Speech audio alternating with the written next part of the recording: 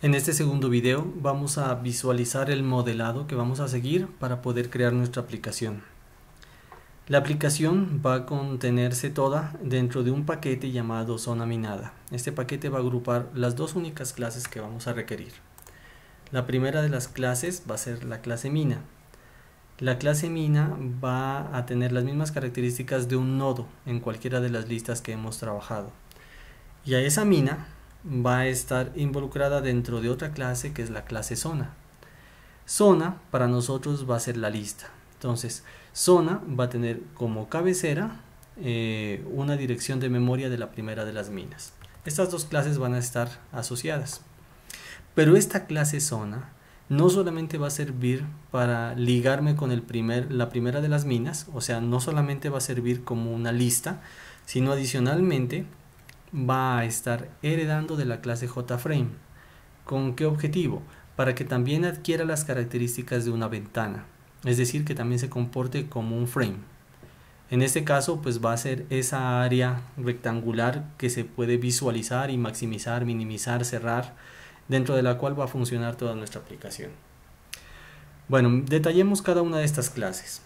La mina, ¿qué va a tener aparte de su título? Pues va a tener unos atributos. Rápidamente expliquemos qué atributos vamos a determinar dentro de la mina. Va a tener un atributo XY.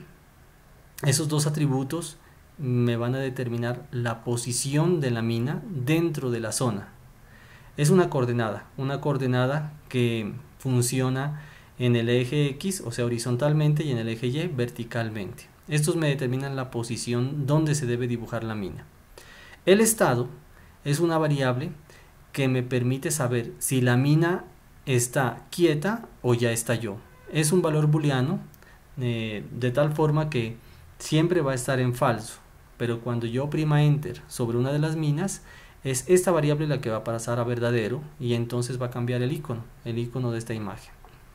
Como la mina hace parte de una lista doblemente encadenada, va a tener entonces dos campos más, el campo siguiente y el campo anterior, que me van a guardar las direcciones de la siguiente mina o de la mina anterior, para poder viajar en ambos sentidos.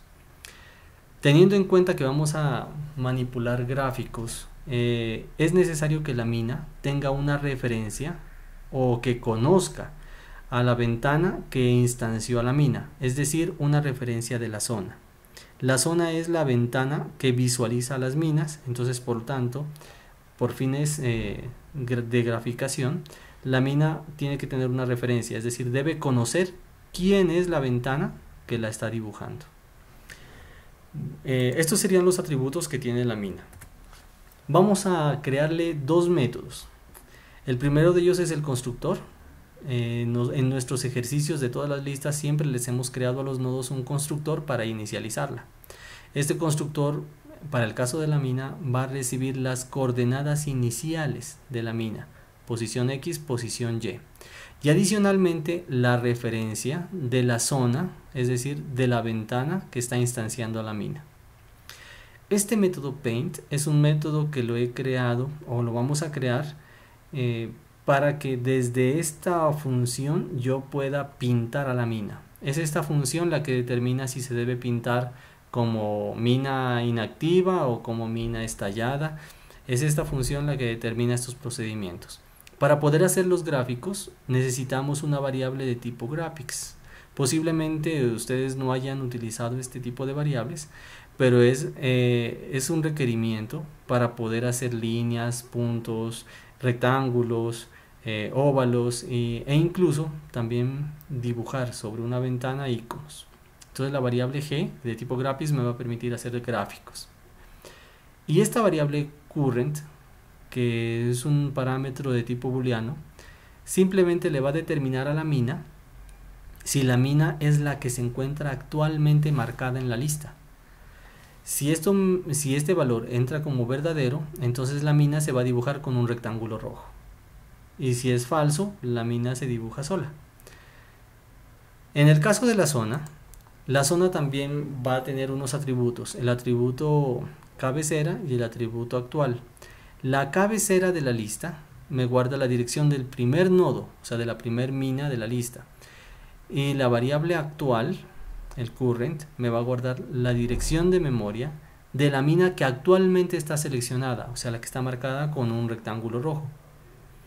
Recuerden que este current va a cambiar, va a variar cuando yo me desplace con las flechas hacia adelante o hacia atrás. Vamos a definir algunos procedimientos dentro de la zona. Deben haber dos tipos de métodos. Unos métodos que sirven para trabajar a la zona como una lista y otros métodos que sirven para trabajar a la zona como un frame, como una ventana. Entonces detallemos cuáles serían esos métodos.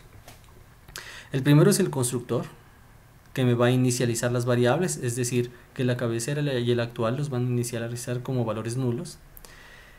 El adicionar mina es un método que me permite crear una nueva mina y adicionarlo a la lista. Siempre los vamos a meter al final de la lista. Cuando adiciono una lista, yo tengo que enviar siempre las coordenadas XY. Esas coordenadas XY luego las vamos a capturar desde el puntero del mouse. Go forward and go back, ya los hemos trabajado en otras aplicaciones. Lo único que hacen es avanzar al current hacia la derecha o retroceder el current hacia la izquierda. Es decir, hacer que el current pase al campo siguiente, o sea, a la siguiente mina, o go back haría que el current pase al campo anterior, o sea, a la mina anterior. La una desplaza el current hacia la izquierda y la otra hacia la derecha.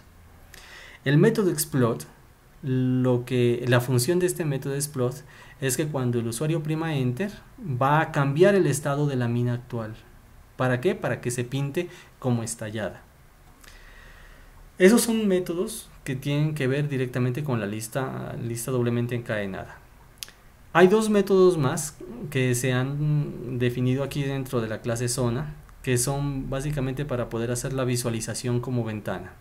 El método paint, que ustedes lo ven aquí, que tiene un parámetro G de tipo graphics, es una sobrecarga, es decir, es un método que está sobreescribiendo a un método que ya estaba siendo heredado de la clase JFrame.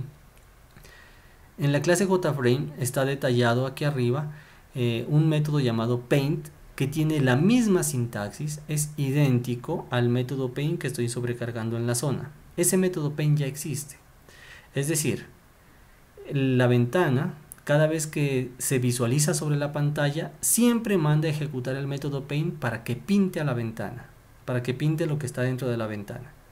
Si yo sobrescribo ese método, es decir, lo vuelvo a escribir aquí abajo, el sistema no va a ejecutar el paint de JFrame, sino que va a ejecutar el paint de zona, es decir, va a ejecutar los procedimientos que yo le programe en esta función.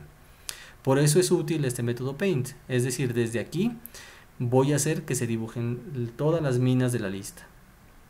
El método launch events también lo hemos trabajado en otras clases anteriores, en otra clase anterior. Y el objetivo de este método launch events es inicializar los eventos. ¿Cuáles son los eventos que vamos a trabajar? Básicamente son el cierre de la ventana, que cuando yo le oprima, haga un clic sobre la X de la ventana se cierra y cierra el sistema. El clic dentro de la ventana. Cuando yo haga clic dentro de la ventana, tiene que instanciarse una mina. La tecla derecha, la tecla de la flecha derecha, va a hacer que el current avance hacia el siguiente nodo. Y la tecla izquierda, la flecha izquierda me va a permitir que el current regrese hacia el nodo anterior.